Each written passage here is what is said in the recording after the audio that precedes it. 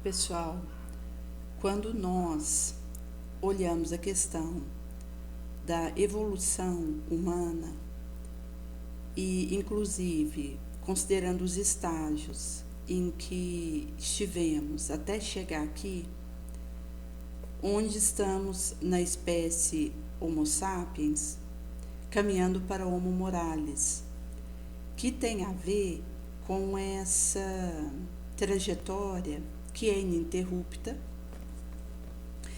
que eu posso acelerar ou retardar o meu passo, inclusive parar, mas que é inexorável enquanto um movimento que, de alguma forma, nós somos impelidos por Jesus a avançarmos, a termos aprendizados. Inclusive, gente, quando nós consideramos as próprias dificuldades da Terra, até mesmo fome, infortúnios, guerras, isso acaba sendo um forno que lapida um espírito superior. E enquanto considerando que o espírito inferior, na sua romagem, para vir a ser um espírito superior, é em meio a esses fornos que ele vai fazendo a eterização e a purificação, a expurgação do seu perispírito. Quando nós consideramos o momento atual em que nós estamos, tanto ciências políticas, sociais e econômicas à luz da doutrina espírita, são tragos aí alguns aspectos para nós, como por exemplo na sociologia, em que a atualidade do pensamento espírita, Viana vai trazer como um crescimento do ser humano mediante as lutas que vão desenvolver nele a capacidade de evolução e as interiores resistências para os enfrentamentos de toda a ordem.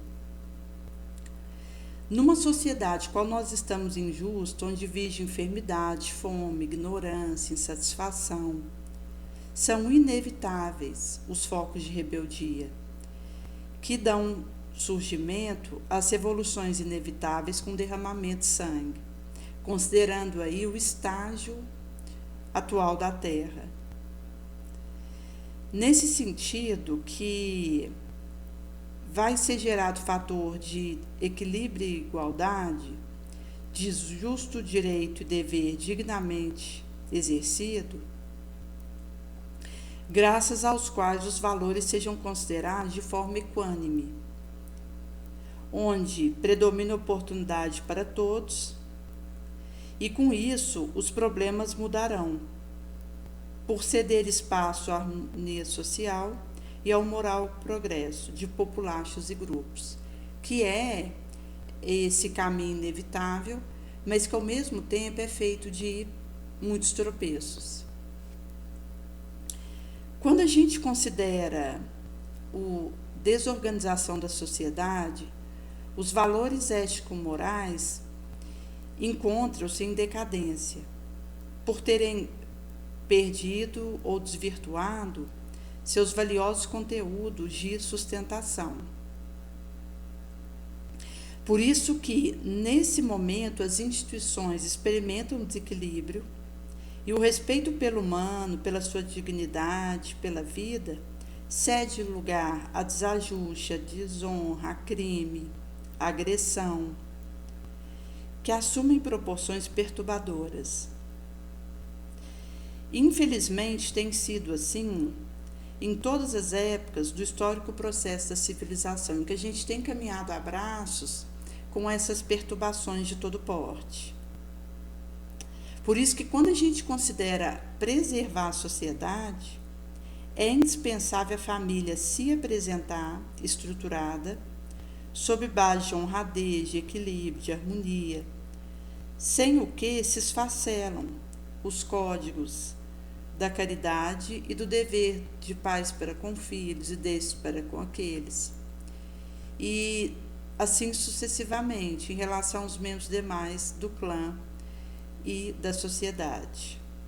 Quando a gente considera a religião, nesse contexto, ela sempre trouxe um papel preponderante, porque ela mantém como base os seus postulados a crença em Deus, na justiça divina, na imortalidade da alma, que estão nessa base cimentada. Nesse sentido que, em muitos períodos do primitivo pensamento, as paixões religiosas se responsabilizaram por hediondos crimes, cuja memória repugna à consciência social contemporânea quando trazemos isso à fluxo. Inclusive, as piores guerras de que temos notícia foram por motivos religiosos, as mais brutais, sangrentas. Por isso que a formação religiosa não mais castradora, não mais temente a Deus, mas sim estruturada, embasada no amor, nos proporciona uma visão otimista da realidade, oferecendo melhores perspectivas sobre a imortalidade da vida e o que nós enfrentaremos após o decesso da física organização. Por isso, gente, que quando nós consideramos o momento grave em que nós estamos em cursos, qual a descrença nos valores consagrados socialmente, isso decorre da falta de substância dos mesmos, em razão de decorrerem de propostas medievais não superadas, que o conhecimento da tecnologia da ciência vem pondo em xeque, por incompatíveis com as já realizadas conquistas. Concomitantemente, os meios de comunicação massivos, interessados em reduzir o indivíduo a simples elemento de peso nas avaliações e participações dos seus respectivos veículos, estimula o vulgar, o banal, o imediato e zomba dos profundos valores da alma e da vida, sem oferecer ensanches para aprofundamentos e reflexões da realidade. Tudo é devorado pela insaciável máquina da pressa, do voluptuoso prazer, que pensa em reduzir quase tudo e todos alimento da sua voracidade, que está ligado às nossas sombras, que nos compete vencer. Por essa razão, cabe à doutrina espírita um relevante papel, comportamento dos meios de comunicação, em face das suas propostas profundas éticas, fundamentadas na visão do integral homem, confirmado pela ciência, e não ser parcial, constituído apenas de matéria ou binômio alma e corpo.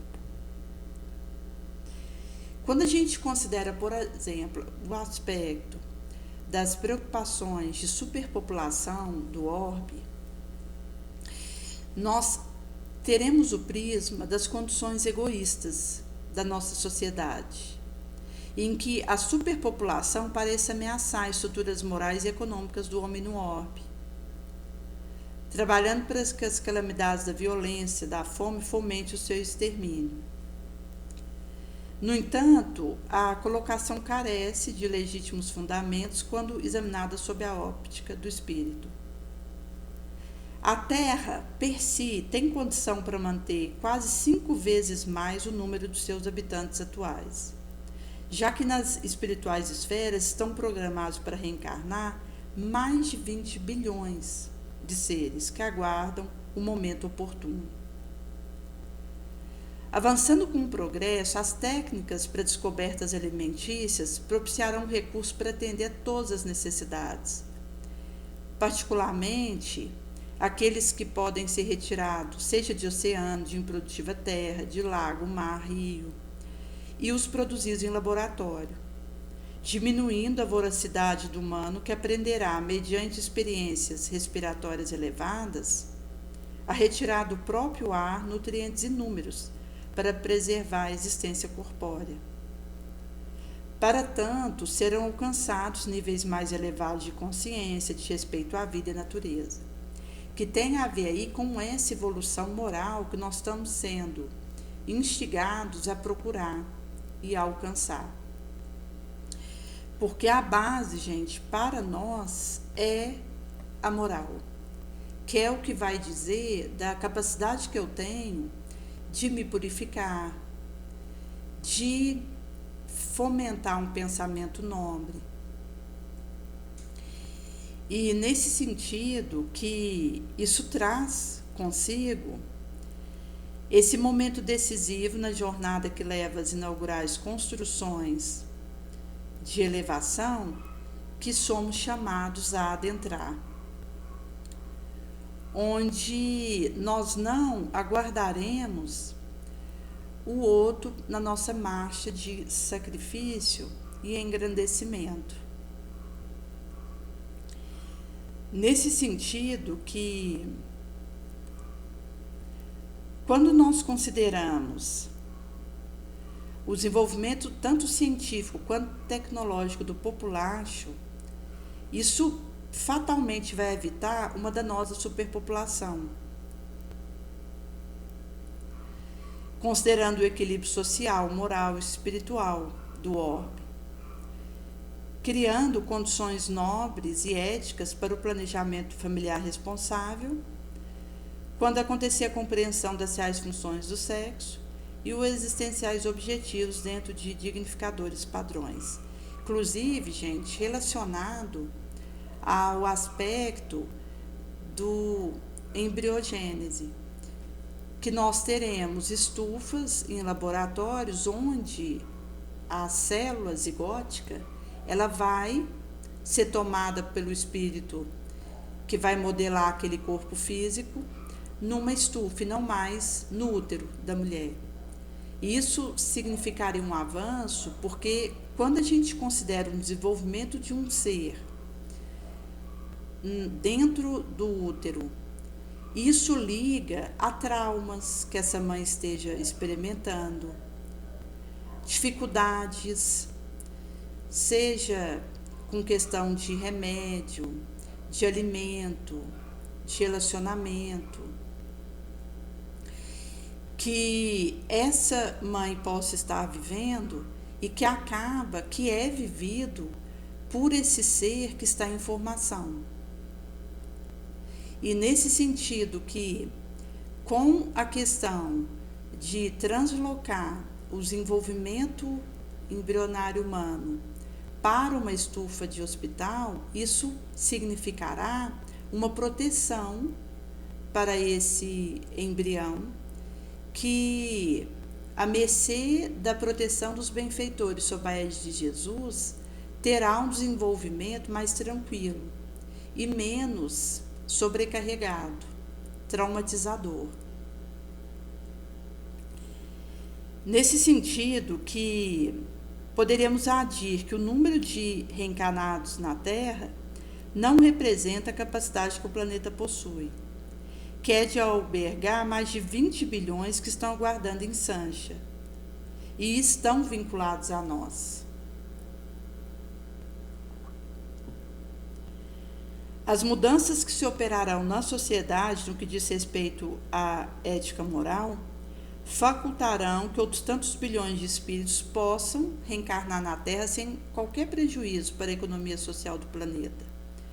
Porque então a indiferença, o egoísmo de milhões cederão lugar à fraternidade, à justiça, ao amor, fazendo com que os ricos ofereçam solidariedade aos mais pobres e que tecnológicos recursos valiosos sejam aplicados para o aproveitamento de áreas áridas e inóspitas, geleiras e desertos, retirando-se alimentos dos oceanos e de terras se aproveitadas, bem como nutrindo os vegetais diretamente do oxigênio do ar, superada a destruidora poluição que a gananciosa criatura tem produzido na atmosfera e na camada de ozônio que envolve e protege o planeta dos raios danosos do Sol.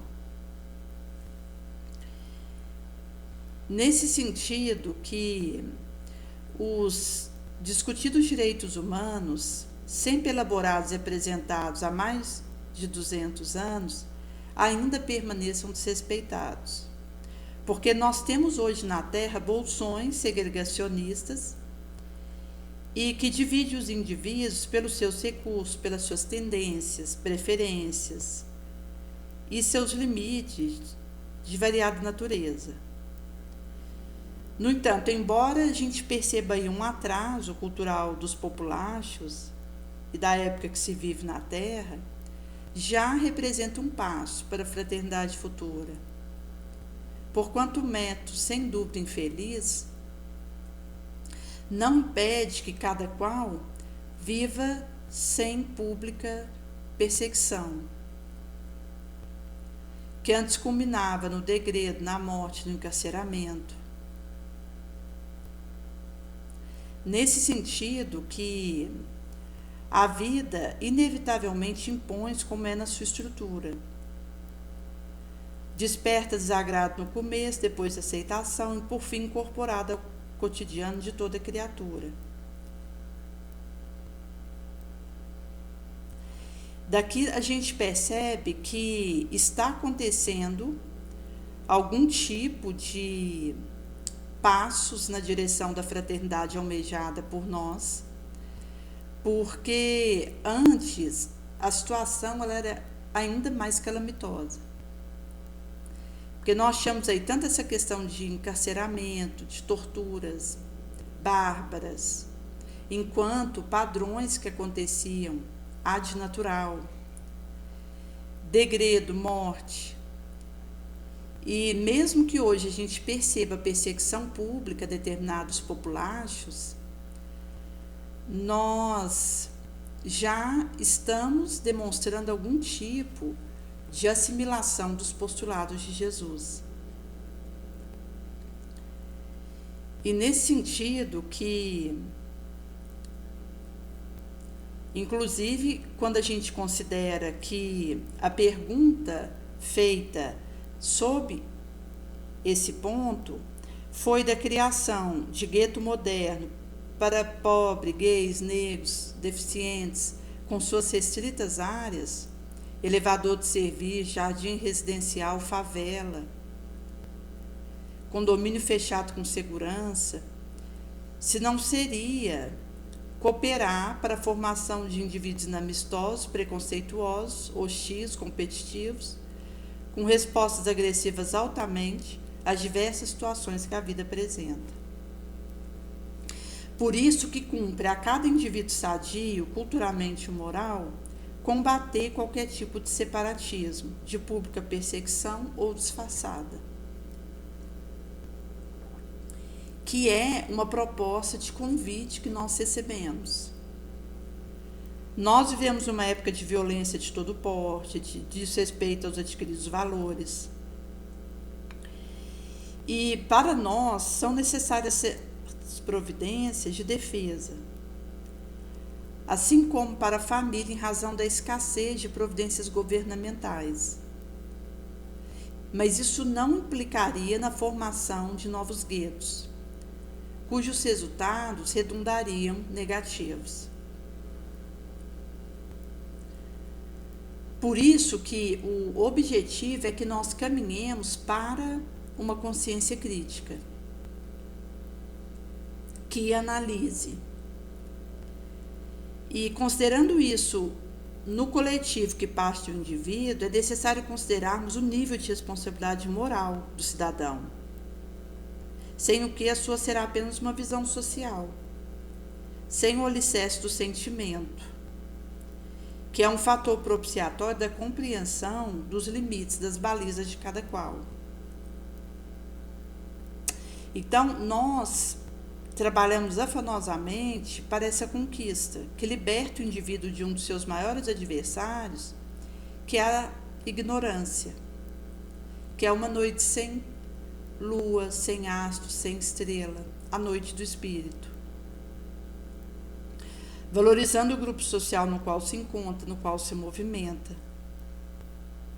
E isso significa uma consciência dos seus direitos e de como tem sido vítima de injustiça, dispondo de recursos valiosos para lutar contra a classe dominadora que o escraviza, utilizando-se das armas de debate dos fatos, da análise, gerando revolução das mentes honradas em favor de igualitários valores, a que todos têm direito. Somente assim será possível guardarmos uma sociedade mais equânime, mais harmônica. Então, nós podemos pensar na construção de uma sociedade sem desigualdades, sendo essa uma das metas nobres do Espiritismo, aliado aí ao pensamento da sociologia. Temos um desafio grande que perdurará, que é a desigualdade moral dos indivíduos, em razão do estágio de evolução de cada qual, que, por primário, gera injustiças que ainda graçam no orbe. Por isso que nós, quando consideramos o processo de desenvolvimento, nós estamos partindo da premissa da transformação moral do homem, que é essa exigência da nossa reforma interior, que é algo que eu realizo porta dentro da alma, graças à qual contribuímos em favor da organização social. Se não houver uma modificação real, moral do indivíduo, permanecerão os bolsões de preconceito e perseguição, focos conflitosos, miséria, abandono, nesses bolsões. Mas marchamos para construir uma nova sociedade, na qual todos desfrutem dos mesmos deveres e direitos, desaparecendo injunções perturbadoras que promovem desigualdade entre os humanos. Por isso, faz-se necessário, a obra da educação tenha prioridade, que trabalhe o indivíduo de dentro para fora. Porque se eu falo sobre uma lei, sobre algo que é bom, isso, se não tiver ressonância numa mudança interior que o indivíduo perceba que precisa realizar, é palavra que voa, sem proveito real para aquele indivíduo. Por isso que, quando a gente desperta a necessidade da educação moral e das reformas que isso vai nos levando a desejar realizar, então é possível que as reflexões encontrem eco dentro de cada qual, porque é internalizado. E aí sim eu posso ir fazendo essas modificações, porta dentro da alma, e isso redundará um comprometimento da minha parte. Por isso que cada qual vai encontrando seu lugar ao sol e cooperando em favor da sociedade melhor, que a reencarnação propicia, mas que podemos antecipar, se cidadãos e governos se unirem para realizá-la desde já. Agora, quando a gente considera o nosso instinto gregário, isso diz da nossa necessidade do grupo social como mecanismo de sobrevivência, desenvolvimento da espécie, de proteção. Então, consideramos os atavismos que remanescem do primário do nosso desenvolvimento e mantém a força preservadora que sustenta a nossa espécie e aglutina os indivíduos para crescer em harmonia. Como consequencial, o fator preponderante para a organização da sociedade é o indivíduo, que inevitavelmente passa a ser o agente formador de indivíduos outros e de outros grupos. Por isso, o indivíduo é elemento base da sociedade. Depende dela no caráter grupal de relacionamento, mas sofre as consequências da organização. Por isso que no indivíduo estão as básicas pedras do alicerce social, que devem ser trabalhadas de modo a construir felizes grupos. Quando a gente considera a grande desconhecida técnica capaz de modificar os fatores degenerativos e perturbadores do organismo social, é o amor. O amor no seu sentido mais profundo, aquele que estabelece paradigmas de deveres e de respeito aos próprios como aos alheios direitos, que é esse clima em que nós nos movimentamos e que diz dos objetivos que nós temos. E quando a gente diz das técnicas melhores, políticas e sociais, até aqui apresentadas, ficam ultrapassadas, inúteis, quando a força estabelece lei de governança sobre as demais pessoas, reduzindo-as a ilotas ou matando-as vilmente em hediondas guerras nas revoluções sociais, porque em vez de estabelecer um período de felicidade, derruba uma classe privilegiada e ergue outra ainda mais cruel e dominadora. Por isso que acaba que é um efeito que retroalimenta, se a gente não romper a causa, o móvel por trás disso. Por isso que até hoje o resultado dos movimentos libertários, que não tem como alicerce Deus, dizem do que tem acontecido até hoje. E esses movimentos não consideram a criatura como representação divina, credora de respeito e digna de experienciar os seus direitos de humano. E aqui, gente, entra as nocividades do materialismo,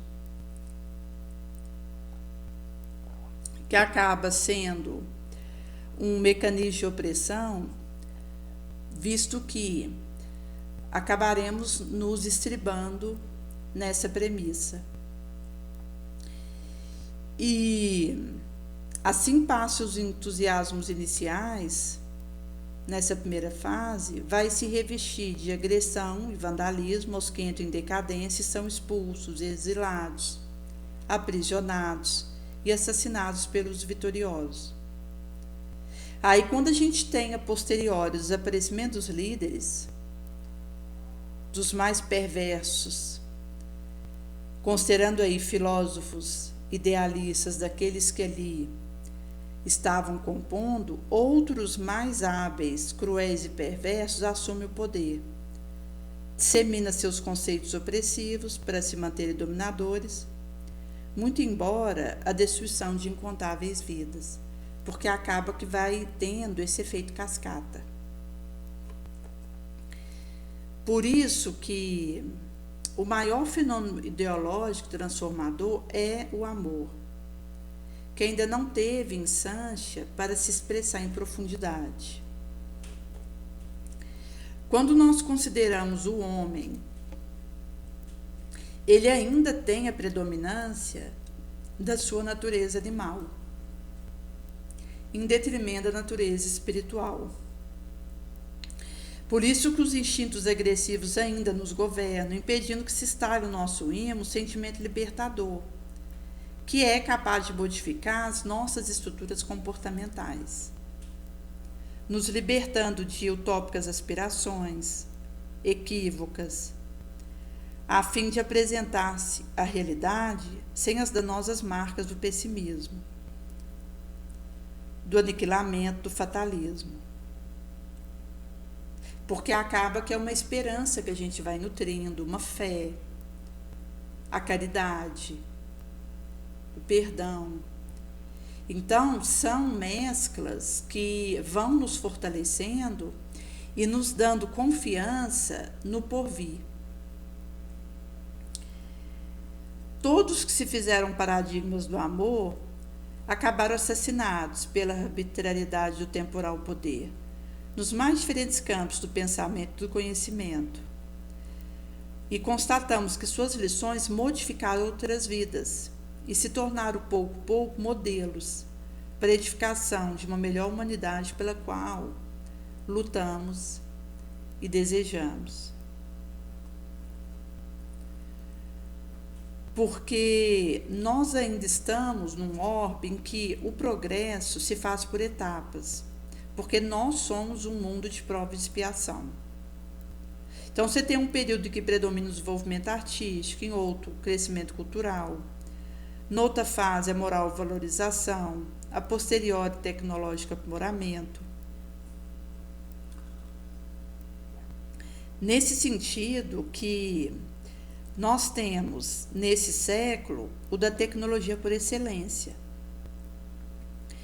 Que, se por um lado nós poderíamos considerar que traz danos inúmeros para a humanidade, por outro lado, promove essa mesma humanidade, dignifica o ser, diminui dor e miséria, que o moral crescimento poderá eliminar. Mas nós ainda temos o predomínio do egoísmo, inclusive, gente, orgulho e sensualismo, que são as chagas dos terráqueos. E nesse sentido que o predomínio desse egoísmo, a nossa natureza, responde por incontáveis aflições que pairam no organismo social do orbe. Tanto aqui considerando os encarnados, quanto os desencarnados que participam desse mesmo orbe conosco. Que a gente tem aí na casa de em torno de uns 30 bilhões, considerando encarnados e desencarnados.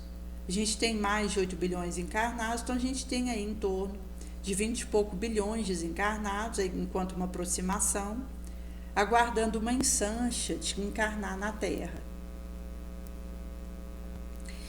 Nesse sentido, que as conquistas tecnológicas são neutras em si mesmas. Elas podem tanto melhorar a Terra, tornando ela um mundo de felicidade, mas isso não sucede devido ao despautério e das prerrogativas que se permite a arbitrários dominadores que assaltam o poder, dão expansão aos seus inferiores sentimentos, tornam-se responsáveis pela miséria que se alastra sob diferentes formas, todas elas resultado daquela de moral natureza. Por isso as cruéis guerras continuam sucedendo-se com requintes de hediondez que apavora de perversidade, seja na África, grande parte primitiva, seja nos chamados desenvolvidos como Chechênia ou Iugoslávia, hoje dividido em 3 nações, qualquer outra parte do globo, como nós temos aí na faixa de Gaza. E nesse momento nós temos em torno de 28 guerras acontecendo na Terra, notificadas. E é curioso, gente, porque essas guerrilhas que acontecem, elas têm inclusive interesse do lucro por trás, porque as 2 maiores indústrias, considerando o lucro na Terra, é de drogas e de armas. Em sendo assim, muitos grupos mafiosos se enriquecem à custa das guerras e desejam que as guerras continuem e aumentem para se enriquecerem mais. Por isso que somente a transformação gradual moral do indivíduo modificará a torpe paisagem terrena, construindo uma humanidade mais saudável, mais elevada, do qual desaparecerão os monstros da guerra, das perseguições, da fome, das degenerativas enfermidades que assolam os populaços terráqueos. E nesse sentido que nós temos aí também resquícios do machista comportamento, que vai cedendo lugar aos direitos de igualdade entre homens e mulheres. E, nesse sentido, vai levando ao desaparecimento dos tipos retrógrados das sociedades patriarcal e matriarcal, porque a prole é resultado da união de ambos os cônjuges ou parceiros, que devem trabalhar juntos em favor do doméstico equilíbrio. Chegado nesse ponto, os deveres devem ser equanimemente divididos, conforme já vem acontecendo em algumas comunidades, de acordo com as possibilidades de cada um dos envolvidos naquele clã e harmonia familiar. Nesse sentido que, O lar é o instituto do amor, no qual os adultos caminham na busca de soluções, avançam para o entendimento, sem predomínio de um ou outro, tendo em vista a felicidade da prole dos pais em condições iguais. Os seres humanos, eles estão em níveis diferentes de consciência, em diversos patamares de pensamento, estágios variados de evolução, tanto espiritual quanto moral.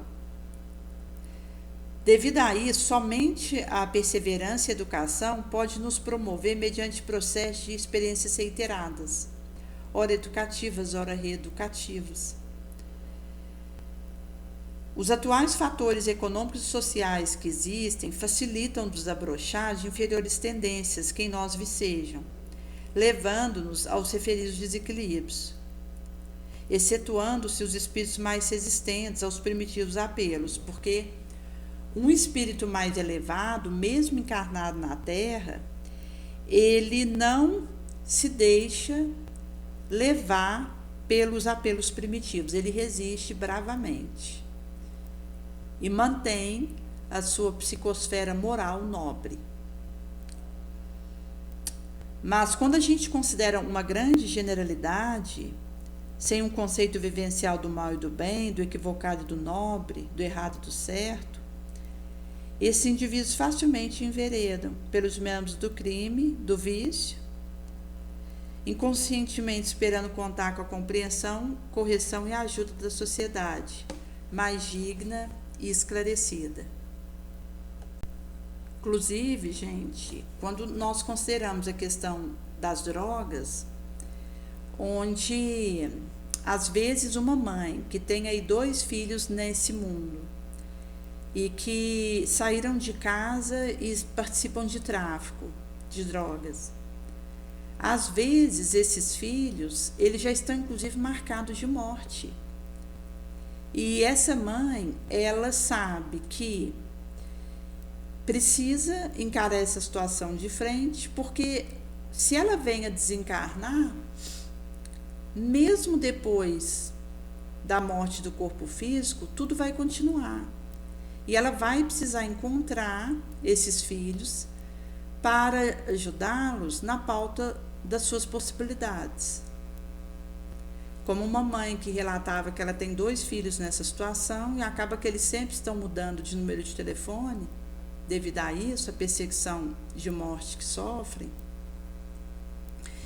E vez ou outra eles ligam para a mãe para conversar um pouco com ela, eles não vão até a casa dela para não colocá-la em perigo, porque eles estão sendo marcados. E acaba que ela, em conversa com eles, diz que está ali para caso eles precisem de alguma coisa, mas ela não tem como tirar eles dessa situação, mas ao mesmo tempo ela pode acolher, como ela tem feito, e pelo menos manter contato com eles, porque acaba que ela é a única pessoa para a qual eles ligam, ali do clã familiar, e mostra que ela consegue, em meio a essa conturbação, transmitir essa segurança para eles, e esse auxílio, mesmo que aparentemente precário, considerando que ela gostaria de poder estar fazendo na direção deles, mas é aquilo que é possível. E nesse sentido que mostra a resignação, a aceitação dessa mãe, a capacidade dela de amar. Porque o amor verdadeiro, ele tem esse requinte de não impor condição.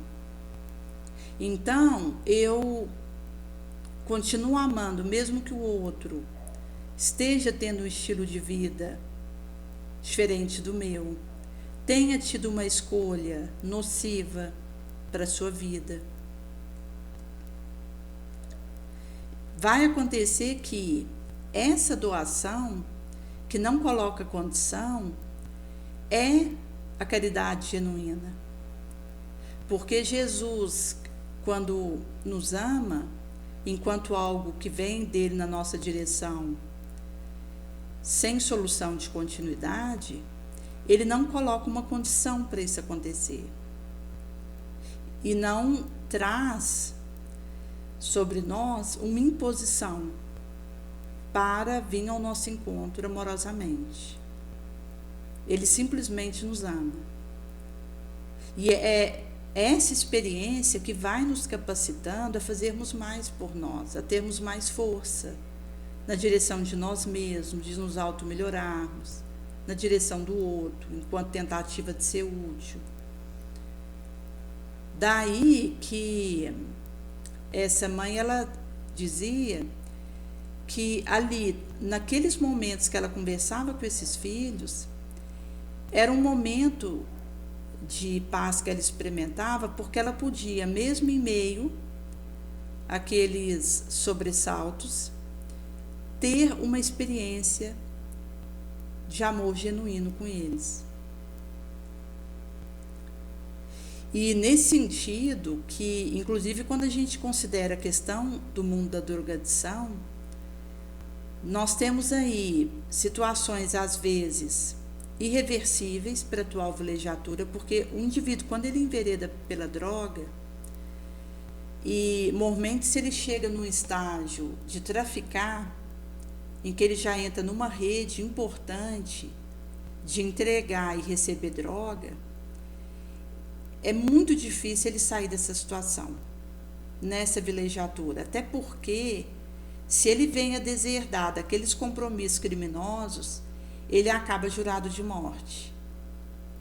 Até mesmo quando a gente considera que o indivíduo ele sai daquela teia criminosa, ele deixa de receber a proteção de comparsas. Inclusive, a gente tem essa situação nas prisões. Muitos que são presos, às vezes por bagatela. Mas do momento que o indivíduo entra atrás da grade, ele acaba sendo obrigado a se unir a alguma facção criminosa, enquanto facção, para sobreviver. Porque ele é marcado de morte, de tortura, enquanto ele está ali, preso. E se ele opta por se unir a alguma facção que funciona tanto dentro da prisão quanto fora, e continua ou inicia parte daquela teia, ele acaba recebendo proteção, pelo menos em relação à vida dele. E aí, para continuar vivo, ele opta em entrar naquela facção criminosa. Por isso que o indivíduo, quando vem a ser preso, normalmente se ele fica um tempo maior na prisão, e se ele não tem elementos de espiritualidade fortes o suficiente para ele se manter de pé moralmente dentro daquela prisão, ele acaba se envolvendo nessas teias, nessas malhas perversas, cruéis, que dificilmente ele logrará se desligar em vida. Considerando que se ele opta por se desligar dessa situação, ele acaba recebendo um tiro como resposta. Por isso, gente, que quando nós consideramos a questão da evangelização das crianças, isso é muito importante, porque a infância é a base, onde nós podemos ajudar as nossas crianças com tudo que elas terão contato na adolescência e na juventude, para elas conseguirem dizer não, se proteger espiritualmente, moralmente. Até porque existe a questão da aproximação de afins, considerando sintonia vibratória, mas mesmo que o indivíduo ele tenha uma intenção nobre e um desejo ardente de acertar, dependendo do meio que ele tiver, isso pode ser um desafio muito grande para ele. E nesse sentido que quando nós atacamos a evangelização espiritual na infância, a gente acaba alcançando os meandros, escaninhos que vão dar suporte para esse futuro adolescente para estar no mundo sem ser do mundo.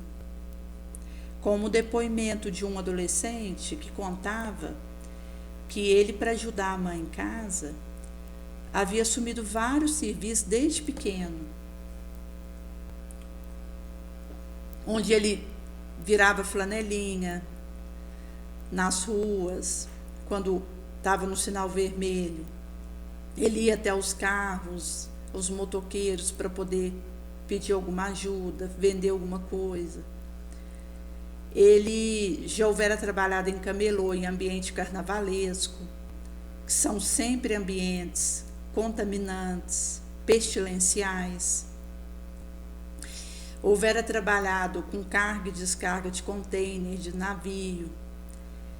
Mas ele sempre conseguiu sustentar dentro dele o sonho de vir a ser um trabalhador honesto e poder dar uma vida melhor para a mãe dele. Daí, a própria necessidade de pôr comida dentro de casa levou ele a, desde pequeno, trabalhar em diversos setores, visando esse areal. E esse desejo mesmo de dar uma vida melhor para a mãe sustentou ele sem ser imiscuído pelas vibrações do mundo. E ele chega então na adolescência com seu objetivo de pé, estudando e já com um trabalho mais adequado para ele, até porque a gente tem a questão de legislação que um trabalho é a partir de 16 anos, quando a gente considera estágio a partir dos 14, porque antes isso não tinha no Brasil, e de uns tempos para cá foi estatuído. E hoje ele, já numa idade em que ele pode trabalhar de carteira assinada, porque ele já está com mais de 16 anos, ele está dando sequência ao seu sonho. Então mostra que o indivíduo ele pode, mesmo no ambiente insalubre, sustentar uma moral nobre. Por isso que a gente vê a evolução como inevitável, porque ela faz parte dos mecanismos da vida.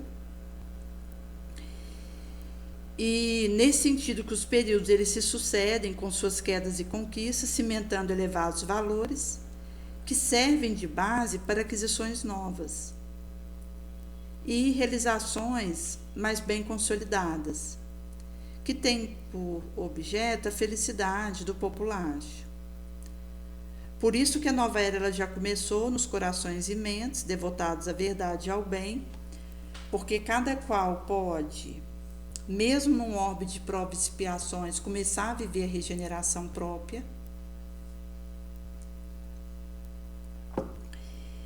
E isso significa que a gente vai aprendendo a ser essa presença não servil, não condicionada, não julgadora, mas que ama, acolhe. E essa capacidade, gente, não é necessariamente participar daquilo que acontece do nosso lado, mas significa que eu não sinto necessidade de me voltar contra alguém para não participar. Eu consigo, amando, não participar.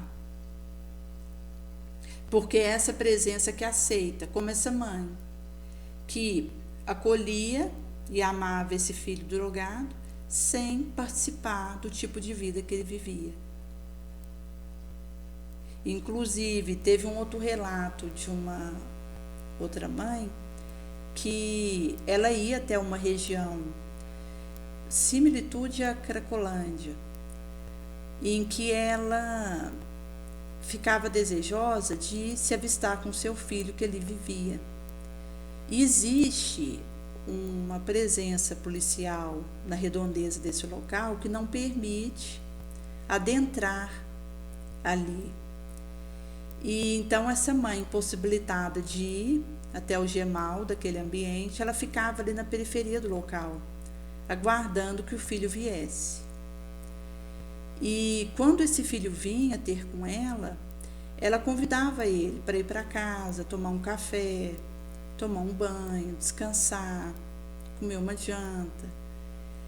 E havia momentos que ela fazia esse convite, ele ia com ela e depois voltava para aquele local. Em outros momentos, ele dizia que ia, mas não ia. E havia aquele instante em que ele não respondia. Mas não importa, ela continuava sustentando esse acolhimento na direção dele.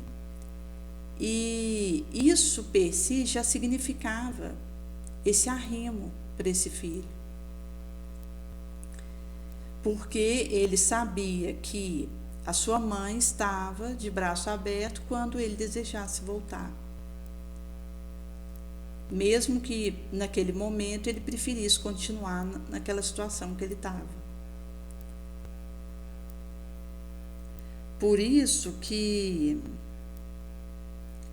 quando nós consideramos a questão de doar, é dividir as dificuldades e multiplicar as alegrias.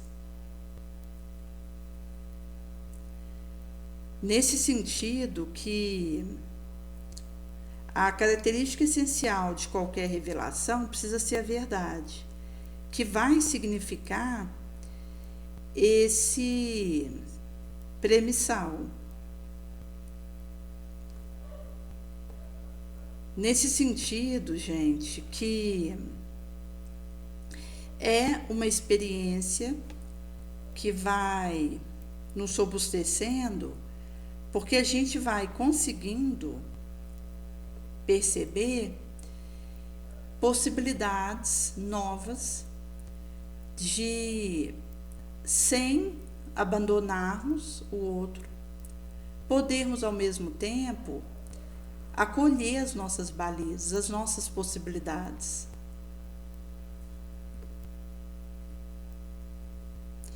Por isso que vai ser trago para nós que o amor é o coração do Evangelho e o espírito do Espiritismo.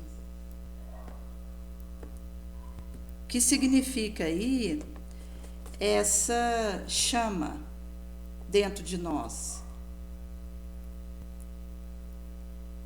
Nesse sentido que manter isso crepitando significa esse areal bendito. Como sabemos que não podemos fazer tudo em uma hora, em um dia, consideramos precisar de tempo e amor para superar os obstáculos.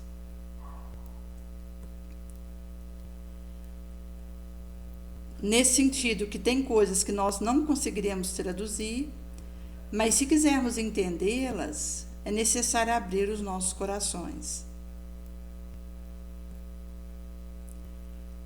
Porque o tempo que nós dedicamos a Deus é o tempo que nós dedicamos a nós mesmos. Até pelo aprendizado que vai acontecendo na pauta do nosso real querer. Nesse sentido, gente, que nós temos aí a boa vontade como mola mestra. Porque a boa vontade, ela descobre o labor. O labor opera a renovação. E essa renovação acabará encontrando o bem. O bem revela o espírito de serviço. Esse espírito de serviço alcança compreensão. Compreensão ganha humildade, simplicidade. Essa humildade conquista o amor. O amor gera renúncia, abnegação. Essa, por sua vez, atinge a luz. E a luz realiza o próprio aprimoramento. E esse burilamento nos santifica, enquanto aí a nossa proposta e o nosso labor. O indivíduo santificado converte o orbe para Deus. Então, quando a gente caminha prudentemente, pela simples boa vontade, a gente alcança o reino divino da luz. Conselho Emmanuel traz para nós. Em pão nosso.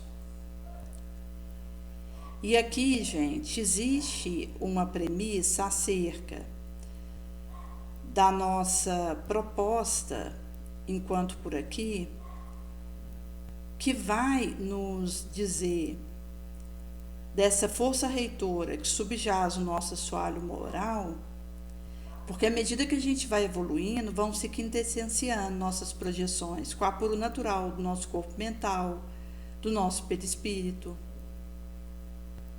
Porque com atitude generosa, a gente vai argamassando colossais. E nesse sentido que a experiência que nós vivemos na Terra, ela nos diz de cuidado que nós precisamos acontecer com as conversações letais. E nesse sentido, que quando a gente considera a palestra de um esclarecimento e que reclama energia serena em afirmativa sem indecisão, é indispensável que tenhamos cuidado grande no que concerne aos posteriores comentários. A maledicência ela espera a sinceridade para turvar as suas águas e inutilizar os seus justos esforços. O mal, ele não merece a coroa das sérias observações. Se a gente atribui muita importância para o mal nas atividades verbais, é dilatar a sua esfera de ação. Porque existem muitas coisas, gente, que não pedirão de nós observação, preocupação, mas vigilância.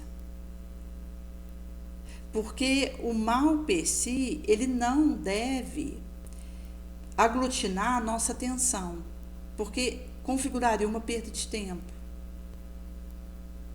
Daí que essa vigilância ao invés de uma consideração excessiva. Porque nós estamos aqui no óbito para atuar na direção do bem, e não para perdermos tempo falando e acabando dando mais ênfase ao mal. Por isso que, mesmo diante da difícil solução entre um e outro aprendiz, é razoável procuremos a companhia de Jesus, solucionando aquilo à sua claridade, porque é do mestre para humana. Mas que nunca se instalem na sombra, à distância um do outro, para maliciosos comentários da situação, que só faz agravar a dor das abertas feridas. Quando a gente fala mal, a gente rende homenagem aos inferiores distintos e renuncia ao título de cooperador de Deus, para criticar suas obras. Daí, eu que posso cooperar com Deus, com a minha utilidade no meio que eu me movimento, eu acabo me tornando crítico das obras de Deus, inutilizando meus esforços. Em sendo assim, a maledicência é um sutil tóxico que pode conduzir o discípulo a disparates imensos. Se sorvermos semelhante veneno, estaremos como servos da tolice, e a um passo de grandes desventuras porta adentro da alma. Nesse sentido, gente, que a orientação de Jesus, ela já vai nos trazer acerca dos julgamentos, para não julgarmos e assim não seremos julgados. Porque com o mesmo juízo que eu julgo, eu sou julgada, conforme Jesus vai trazer para nós em Lucas, capítulo 7. Porque se eu vejo a aresta no olho de alguém, eu não vou estar vendo a trave no meu olho. Ou se eu digo, deixe-me tirar do seu olho uma aresta, se ao mesmo tempo eu tenho no meu uma trave. Seria hipocrisia, porque primeiro eu teria que tirar a trave do meu olho, e assim eu veria como tirar a aresta do olho do outro. E Jesus, ele vai trazer no subsequente para não darmos aos cães o que é santo. Então, ele vai nos dizer para não lançarmos aos porcos as nossas pérolas, para não suceder de as pisotearem, e tornar essas pérolas contra nós, nos despedaçando. Pedi e dar-se-vos-á, busque e você vai achar, bate, vai ser aberto. Porque o que busca acha, quem bate se abre, o que pede recebe. Qual de nós que, se o filho pede um pão, vai dar uma pedra? Ou se pede um peixe, entregaria uma serpente? Então nós que somos maus, sabemos dar dádivas boas aos nossos filhos, quanto mais Deus, nosso Pai, dará bens aos que lhe pedirem. Tudo o que eu deseje que o outro me faça, fazei eu ao outro. Essa é a lei e os profetas. Então Jesus ele vai diagramar acerca da porta estreita, para entrarmos por ela, porque espaçoso o caminho que guia para a perdição, larga a porta, e muitos por ela entram. Quão estreita é a porta e apertado o caminho que conduz para a vida, e poucos o encontram. Então Jesus vai dizer para nós acerca dos falsos profetas, que vêm cobertos de pele de ovelha e que por dentro são rapaces lobos. Os conheceremos pelos seus frutos. Então Jesus vai dizer, nem todo aquele que diz Senhor, Senhor, vai entrar no seu reino, mas aquele que faz a vontade de Deus. Muitos dirão para ele, Senhor, em teu nome profetizamos, em teu nome expulsamos demônios, em teu nome obramos prodígios muitos. E ele responderá, eu nunca vos conheci, partai-vos de mim, os que obrais iniquidade. Todo aquele, pois, que ouve as minhas palavras, que Jesus disse que passaria o céu, passaria a terra, mas não seria demovido um tio das suas palavras, será comparado ao homem sábio que edificou sua casa sobre a rocha. Transbordou ria, soprou vento, veio chuva, combateu aquela casa, ela não caiu, porque fundou-se sobre a rocha. Seu alicerce. Mas quem ouve as suas palavras e não as observa é um indivíduo estulto, que edifica sua casa sobre areia levediça. Transborda rios, assopra vento, vem chuva e combate aquela casa e ela cai, e sua ruína é grande. E a gente tem aí que Jesus ensinava com quem tinha autoridade, não como os fariseus e escribas, e por isso ele era admirado. Nesse sentido, gente, Conso não vai ser trago para nós. Na outra mensagem aí que está presente em Fonte Viva,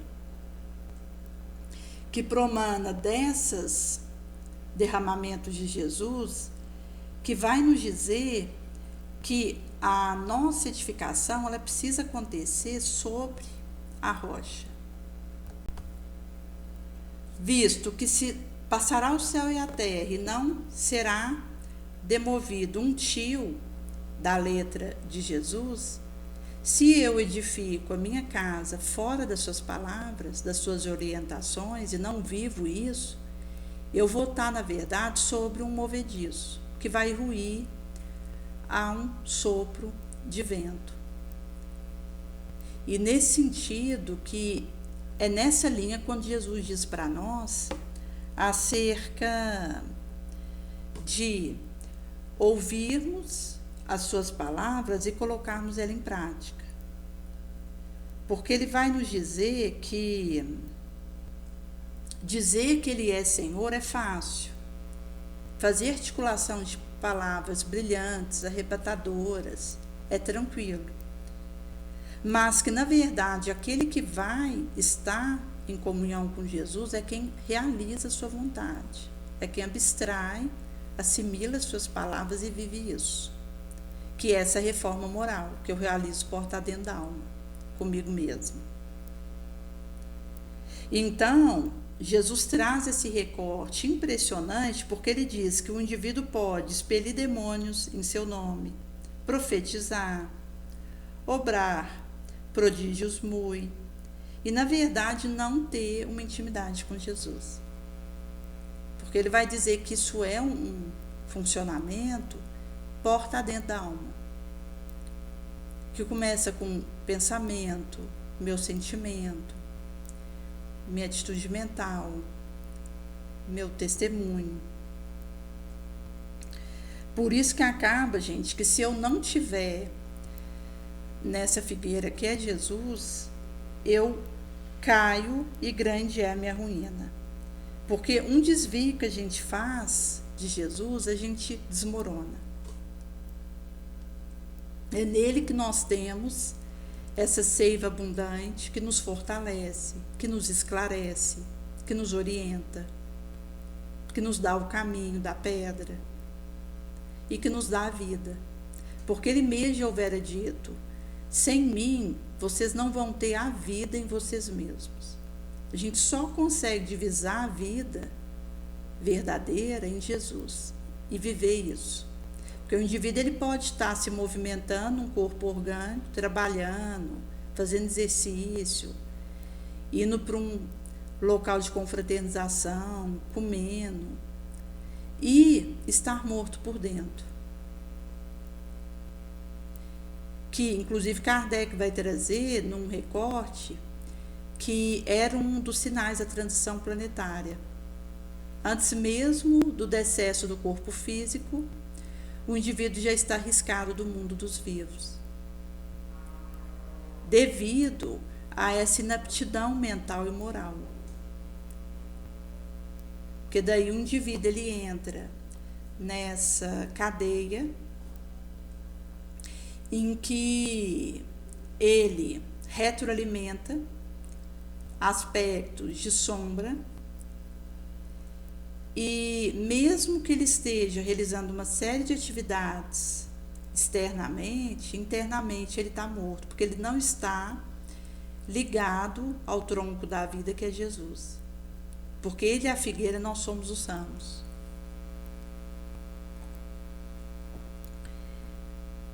Por isso, gente, que graças a esse processo de evolução, a Terra, qual ocorre com os demais, passa por um ciclo diferente na escala dos mundos e avança para um estágio superior. Então, nós deixaremos ser mundo de exílio espiritual, de sofrimento, de dolorosa recuperação, para nos tornarmos um plano de regeneração, quando a dor mais cruel baterá em retirada e for abandonado o crime, a benefício de cultivar a virtude e dever. Mas isso vai se dar dentro do indivíduo, para fora, e não o inverso. Vai acontecer de forma espontânea ou via ocorrências afligentes, que o convidem a reflexões e a mudanças e alterações do seu comportamento.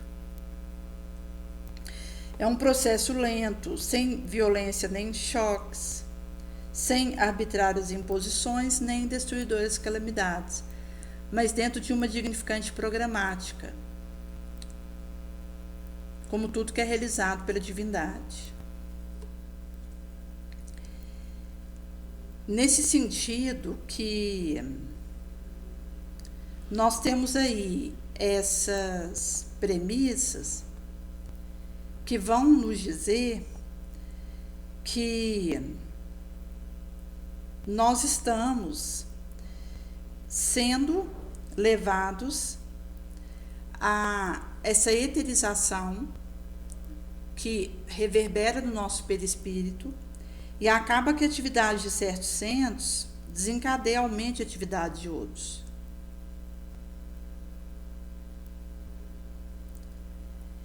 E os múltiplos estados que estivermos, a matéria é força coagulada dentro de faixas dinâmicas extensas, que vai trazer ressonância mórfica, energia escalar, mas que, em última análise, significará as energias que eu movimento para o meu autoburilamento. Por isso que, se eu permitir que predomine o egoísmo, a injustificável competitividade, isso vai significar um aderimento à proposta mercantilista e hedonista do prazer como fundamento da minha existência. A única razão de estar aqui. E nesse sentido que leva a nos atirarmos desastradamente uns contra os outros, quando poderíamos tranquilamente avançar uns com os outros, ajudando-nos e crescendo nesse harmonial. Vai ocorrendo, contudo, do indivíduo despertar para a valorização de si mesmo, auto-amor, em consequência, via efeito, amor ao outro, podendo estabelecer mecanismos de real felicidade fecunda, visto que a felicidade a sós é transtorno esquizofrênico. A dois, consumidora paixão, mas no grupo de apoio e ajuda, de fraternidade e afeto é divina manifestação, expressão elevada de plenitude.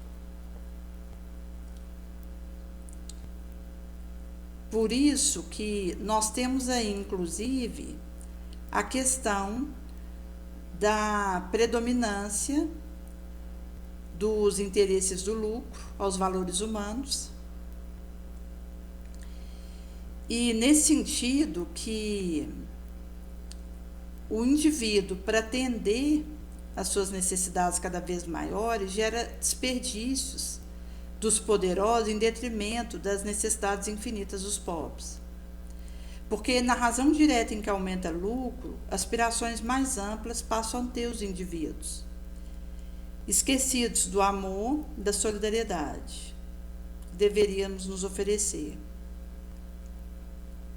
O consequencial é uma lei injusta, estabelecida para defender seus interesses, com a redução imediata dos direitos sociais das massas, comprimidas cada vez mais.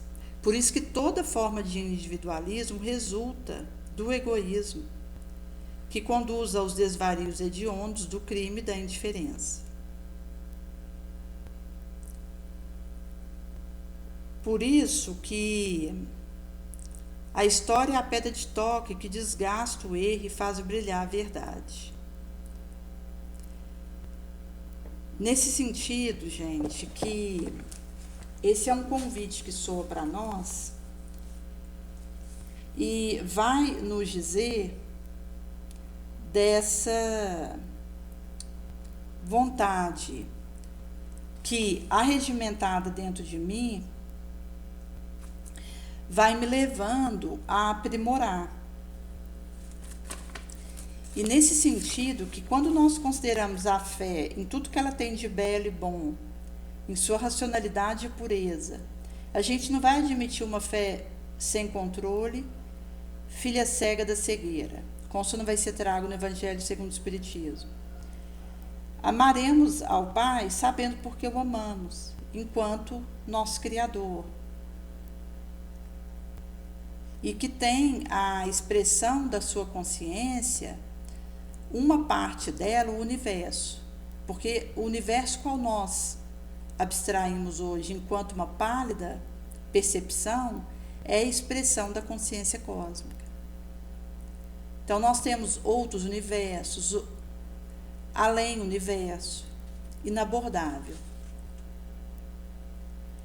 E nesse sentido que a gente segue os conselhos de Jesus, mas nos inteiramos do fim que ele nos mostra e dos meios que nos traz para atingir isso.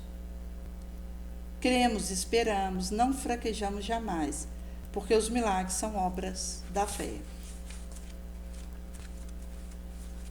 O que significa aí essa movimentação que tem a ver com a salvação, que me faz transpor em grandes esforços sobre mim mesma, enquanto os movimentos que eu preciso fazer a golpe, de suor próprio, para vencer os meus maus pendores. E eu me resigno com isso. Por isso a gente tem a complementação da máxima, muitos chamados, poucos escolhidos. E por isso, gente, que Quando nós consideramos, inclusive, o diálogo de Jesus com o jovem, que houver interrogado ele sobre os meios de ganhar a eternidade,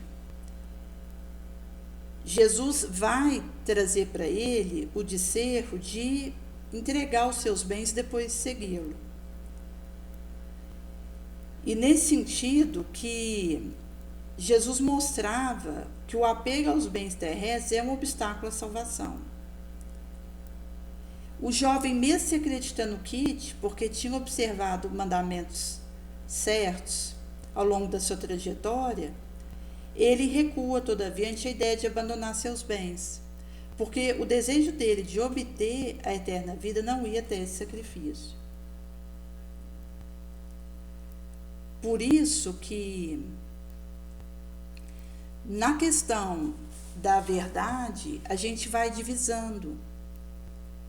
E isso significa que a gente começa a ser capaz de fazer sacrifícios outros, além. Visto que, a partir daquilo que eu vou divisando, vai se tornando parte do meu normal, aquele processo. E eu posso seguir em paz. Porque chegado nesse ponto, a gente passa a experimentar uma felicidade inabalável.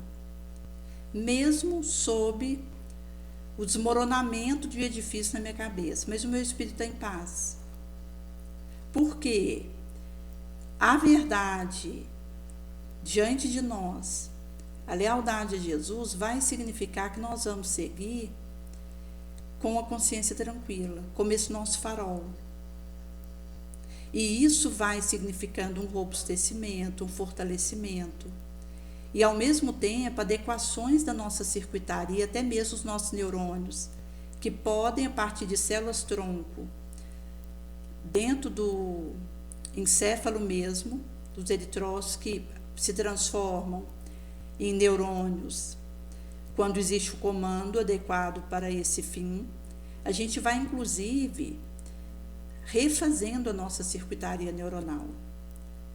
Se, por um lado, o pensamento negativo, as nossas sombras, elas queimam parte do nosso cérebro e desarticulam o nosso funcionamento, por outro lado, a conduta nobre, ela repovoa áreas do nosso encéfalo de neurônios, e enquanto novas perspectivas que a gente vai trazendo, e ao mesmo tempo o nosso espírito, que não precisa diretamente do nosso encéfalo para se manifestar, porque mesmo se alguma área venha a falhar, o espírito ele consegue essa manifestação através do perispírito, que atua usando o organismo físico e que vai refletir no organismo físico aquilo que promana do espírito. Vai acontecer que, de uma moral nobre que a gente vai nutrindo, a gente vai refazendo toda a nossa circuitaria espiritual, perispiritual e, consequentemente, orgânica. E por isso que vai significando para nós passos que a gente vai dando adiante.